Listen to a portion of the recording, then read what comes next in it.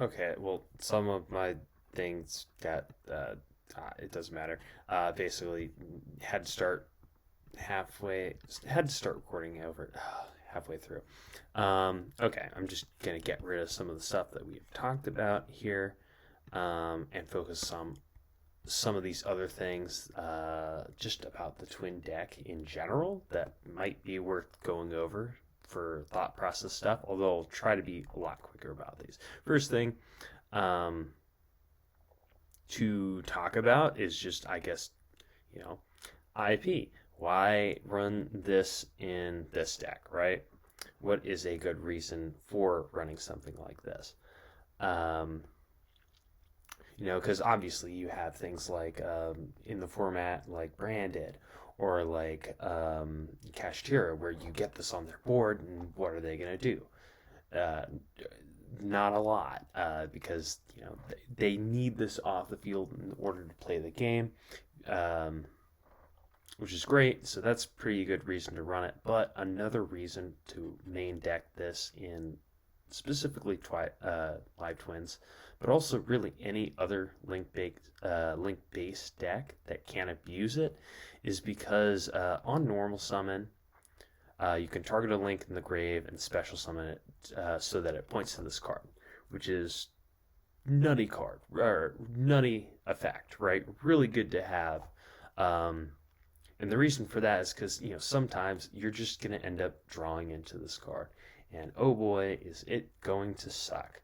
But um, that being said, at least you can get more uses out of it than just that. Like, let's say your board is completely wasted, but your opponent doesn't have any negates or anything to interact with you. Just a big beater on the field. Normal summon. Target to bring back. Effect to bring this back. Pop their problem monster. Bam, you're good to go. You're back in the game. So good to have in the deck. I'll keep it at that. Other interesting things. Nightmare Cerberus. Why would you want this in your extra deck when you could play this? Um, Honestly, there's only one reason why I would even, think about running this, and that's mostly just in case you Sprite starter on your opponent's turn, and you have IP on the field, and you get the level 2 lock before you're able to do anything with that, or because when it comes down to it, Leela,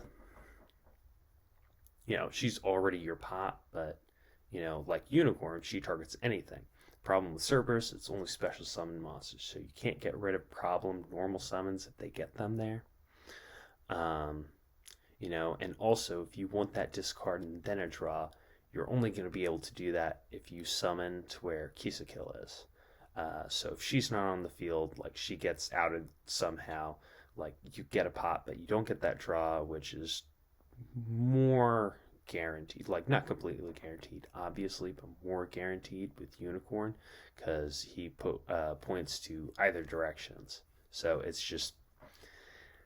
it's more useful there. So that's kind of another reason why he might want to run, Unicorn over Cerberus. However, level 2 lock, it happens. Cerberus isn't a bad card, it's good. It's just, I don't see him coming up nearly as often just because of the more requirements for getting him out there. So yeah, stop talking about him. I guess next question. These are kind of two cards that fill the same purpose, which is outing towers and outing problem cards that you can't target. Things like that, and smashers can't help you out with. Um, what do you do in these situations? You either Underworld Goddess, or you Kaiju, or you Avermax, or get something big enough to beat over it. In a deck like this, you get a lot of monsters out, so you're able to go into one of these. However, which is better for this deck? Sadly, it's Underworld, and I say sadly like in quotation marks. She's a great card. Her, she blanket negate the board pretty dang good. Her effect to negate anything that special from the grave, that's also really good. And the fact that the only way to interact, or I guess to affect her, is through targeting effects. Like, let's be, I'll be honest, there are more of those running around than I'd like to admit at the moment. However, things like Nibbir, nibbing your field, it's not as bad because, oh boy, now I got this monster on the, she doesn't go to the grave. Things like tactics, when they try to steal your monster, they can't do that anymore. Smashers, big problem for the deck. They can't really, use that on this. So that just kind of fizzles out and their board's negated. Stuff like that. Plus the obvious, which is you get rid of their towers. Um, you know, in other decks, like I'd say, pure Sprite, it's probably better to get out Avramax because you can actually do it more consistently. But in the twin version, that's just not likely to happen because for the most part, if you're doing this on your opponent's turn, actually no, most of the time you will do this on your opponent's turn if you have the chance because of IP and because summoning these out lock you into fiends from the extra deck. So, you're not going to be able to go into this on your turn, and on your opponent's turn, you're not going to be able to go into this with IP Masquerena because at most you will have her as the only extra deck summon monster on the field. Maybe Giant Sprite as well, if you're just that good at the game. But, for the most part, it's really just her. And even if it is her and Giant Sprite and then like maybe Kiss a Kill or Leela or whichever one you didn't summon back from the graveyard, you could hypothetically go into him through that. But that just kind of, I think, hurts you more than I'd like. It's not consistent enough to go into. It hinges a lot on whether you pull enough to get Masquerena on the field and they have towers. Also, it matters if you didn't use their effects. So that kind of stinks. However, you don't have to worry about several of those things because she is a fiend, so she doesn't get, you don't get locked out of using her.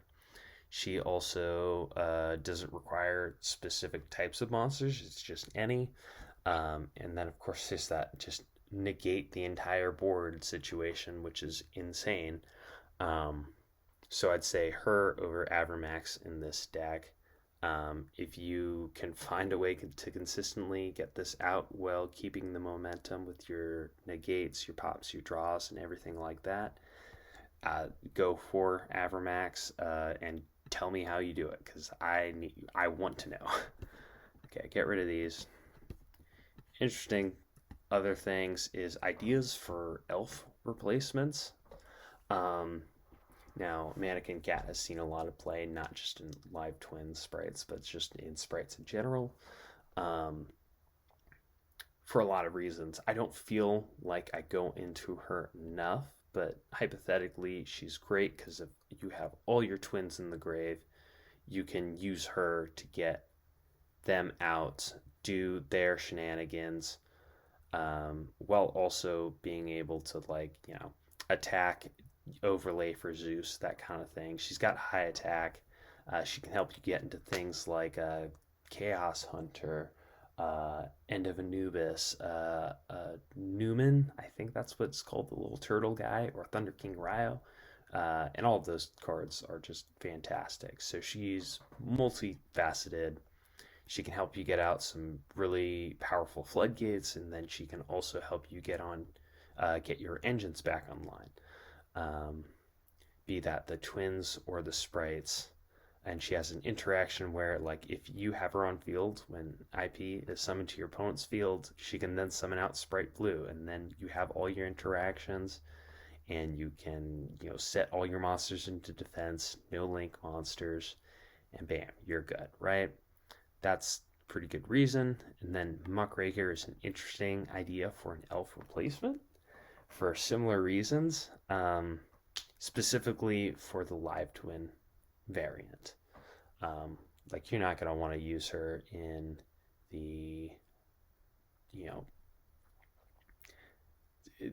pure, I guess, nimble version, just because she's not going to do anything for your deck. But in this one, once again, Fiends is a common thing with these extra deck monsters.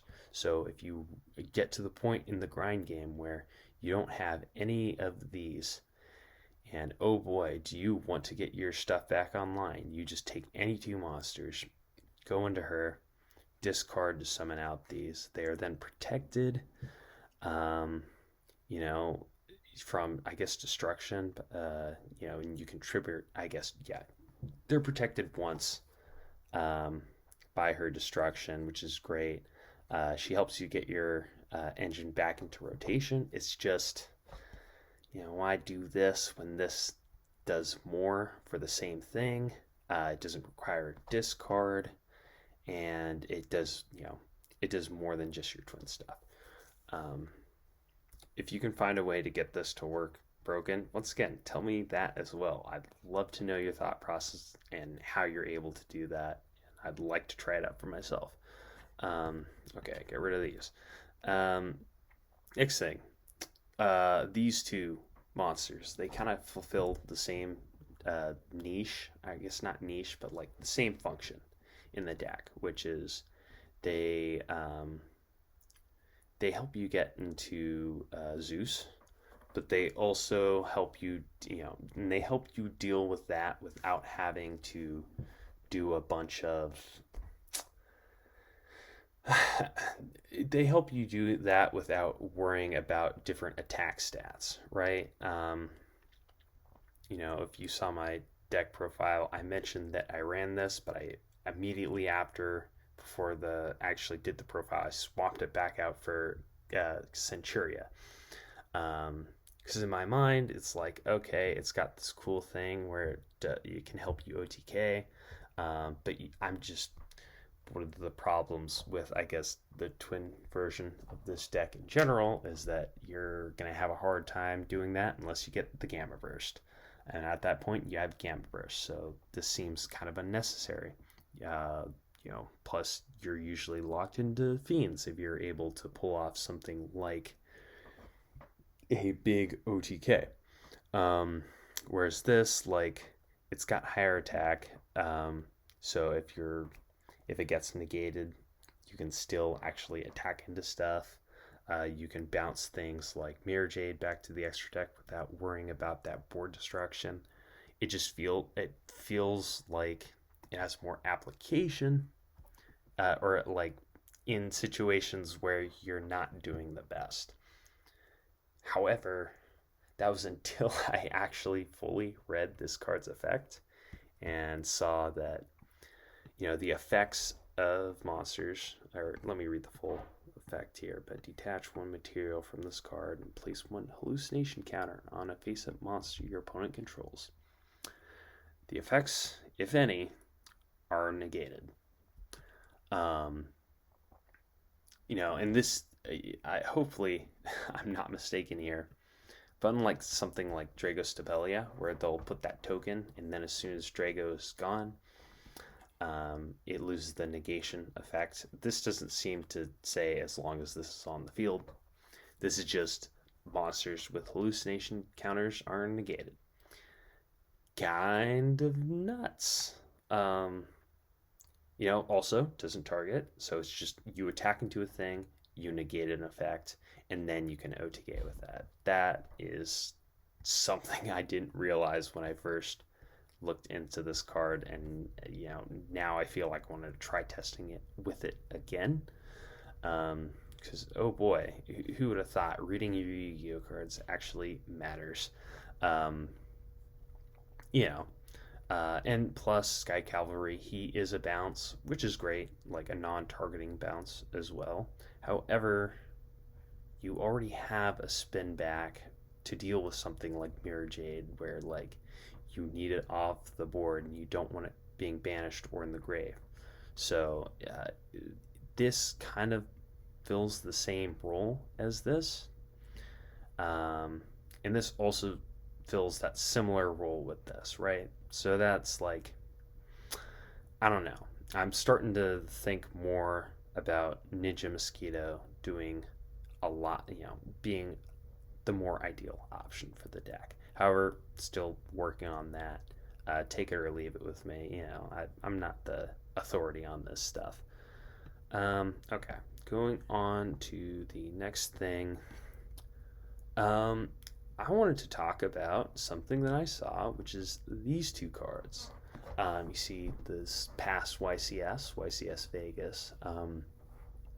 A Live Twin Sprite player got to the top four, and it was with one of the, I'm not gonna lie, the most pure twin versions of the deck that I have seen in quite some time.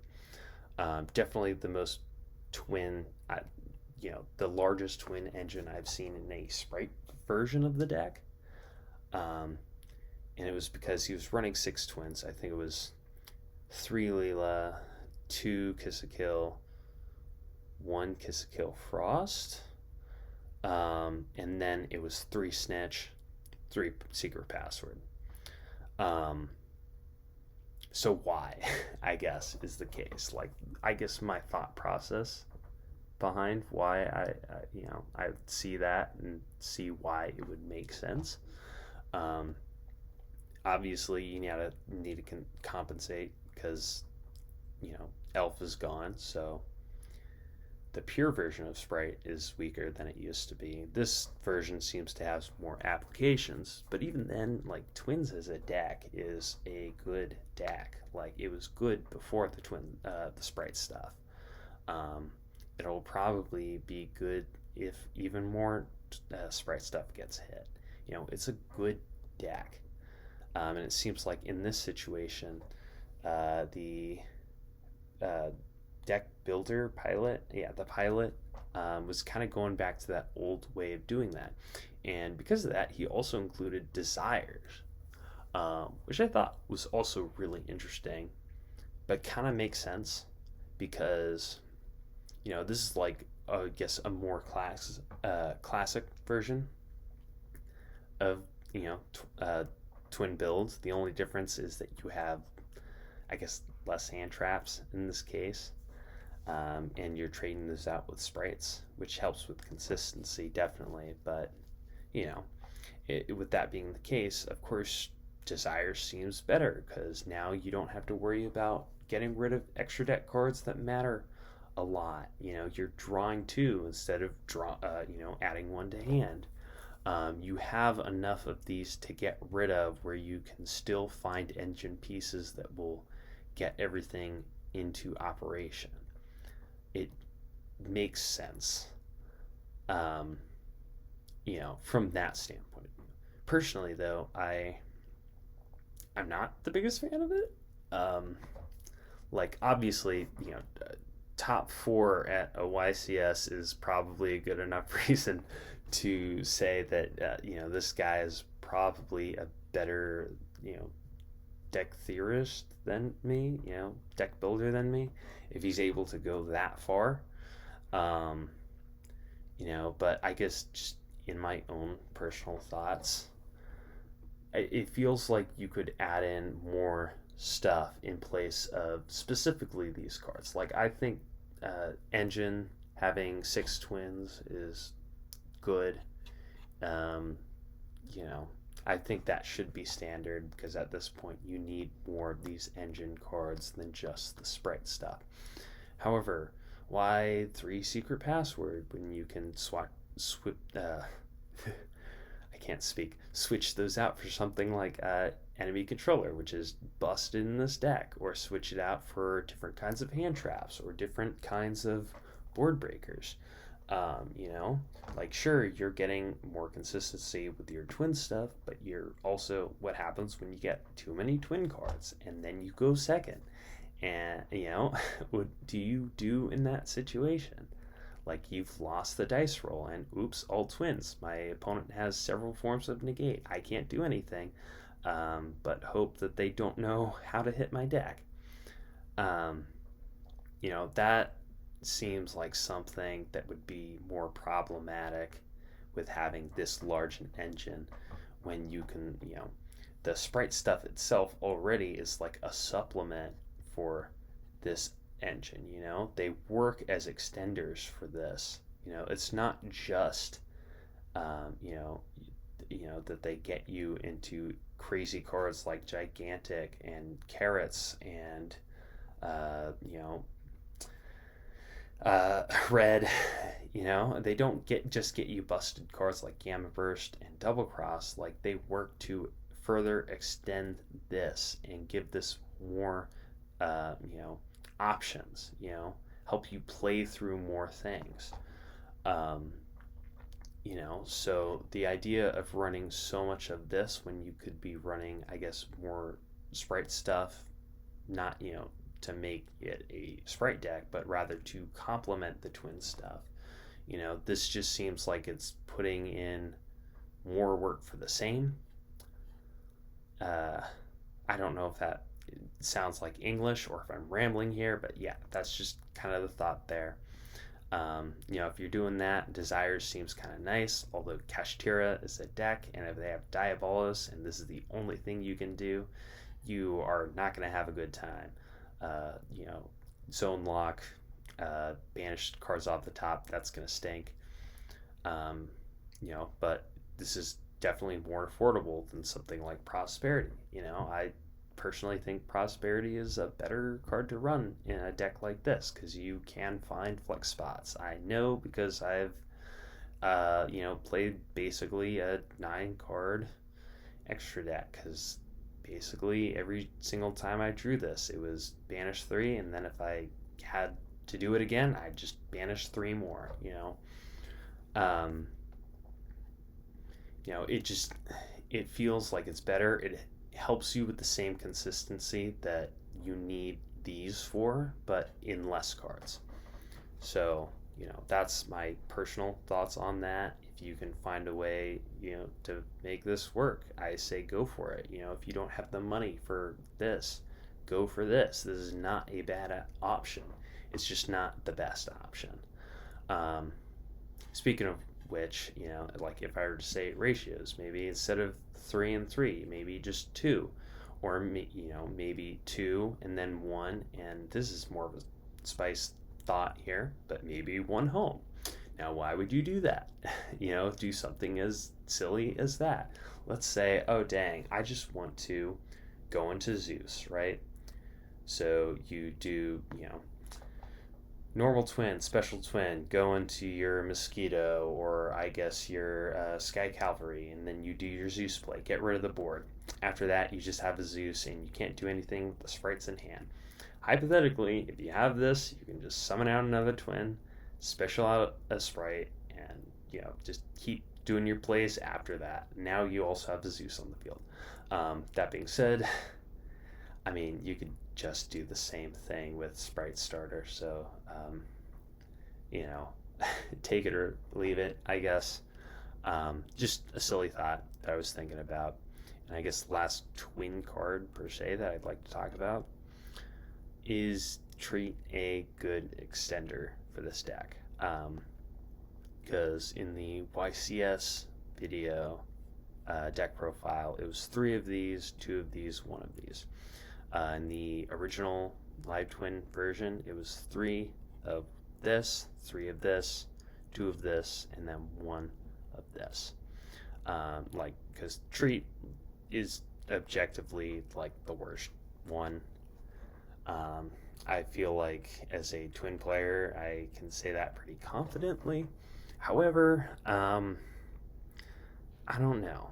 I don't know if it's justifiable enough to cut her. At least not at the given moment. Because there are going to be situations when you are going to open your Kiss-A-Kill and you're not going to have something like a enemy controller to get off, and then normal summon, get ashed. Oh no, what do? I don't want to Gigantic to get off this. Or like I have this and I have that. What am I going to do? Am I going to just not play this, leave it in hand, and then Sunny Snitch to grab that and try to get my plays going from there? Or would it be better to start off with that, see, poke around, see if anything happens, and then if something does, you just snitch, grab that, summon, and bam, you don't have to worry about getting rid of your reds or your carrots or your blues or your jets. You can extend, I guess, further, without having to go through a bunch of loops to, just get your other standard twin on the field. That's just a thought, I guess. I mean, for a few months now, I've been doing the 3 Leela, 1 Kiss a Kill, 1 Kiss a Kill Frost. So maybe that's just me trying to try out new things. But something I think worth maybe considering. I feel like she has more uses than people are giving her credit for. Get rid of these. Okay, last few things. Enemy controller. Play 3 of this. It's a great card. It's like incredible card. There's a lot of targeting negates going on right now. A lot of targeting effects going on, especially in something like Sword Soul, which I have been seeing a lot of. Just oh no, summon twin, Chi negate, tribute off the twin, steal the Chi or steal whatever they did not negate. Or they did not target, or use its effect for, and bam, now you have I have a long wand to burn you and, stop your special summons and, banish your spells. That's pretty good. But also other things like, oh no, you summoned a Sprite, I'm gonna steal that. Or, oh no, you have Ibly on your field because of me, and now you're gonna normal summon. That way you can link them off. Not anymore, I'm stealing that. So yeah, this is such a good card, please play it.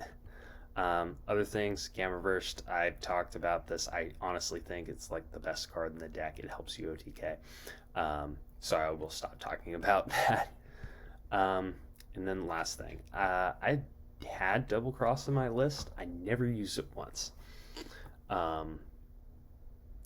That being said, I think it's a pretty dang good card. I just didn't see it enough. I know that a lot of other Sprite decks, particularly the Nimble Sprite versions, have been main decking this. Personally, I don't think that's a great idea, mostly just because, oh boy, it stinks when you're going second because you lost the dice roll and you draw this in one of your hands.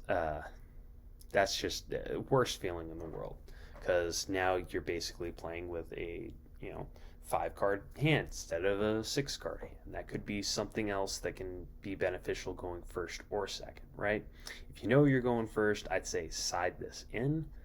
But even then, what happens if you really need your starter, or oh boy, you really want to go for game and get your Gamma Burst, right? That's honestly the thing that has kept me from using this as often as I've seen other people and other lists do it. But I do not want to say that this is a bad card at all. This is a great card. I just haven't had that many opportunities where I've wanted to search out this instead of something else that could either help me extend or help me deal a lot of damage or go for game.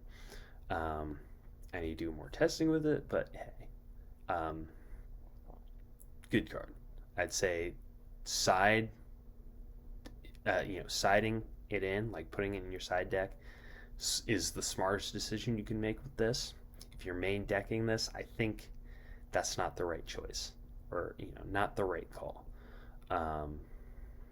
So that's just me. And with that, I honestly think that's all I have to talk about this. So yeah, thank you for stopping by and listening to me talk for way too long about something that I just so happen to like a lot. If you have any of your own thoughts, please say them out loud. I guess leave them in the comments. Tell me, your thoughts, and I'm always open to hear some of that stuff I'm not like the twin guy who knows everything about this deck. I'm not crazy. I'm not like the authority on this deck. So if you have any thoughts or any things that you're like, yeah, I think I like this better, you know, I'd say go for it, test for yourself. I can give you maybe a good starting point for this, but if you really want to get a feel for this deck, it's good to learn and play and experience it for yourself, because that's, I think, the best way to understand how something works. Um, so, yeah, that's about it. Have a wonderful night, evening, day, whatever it is for you, and God bless.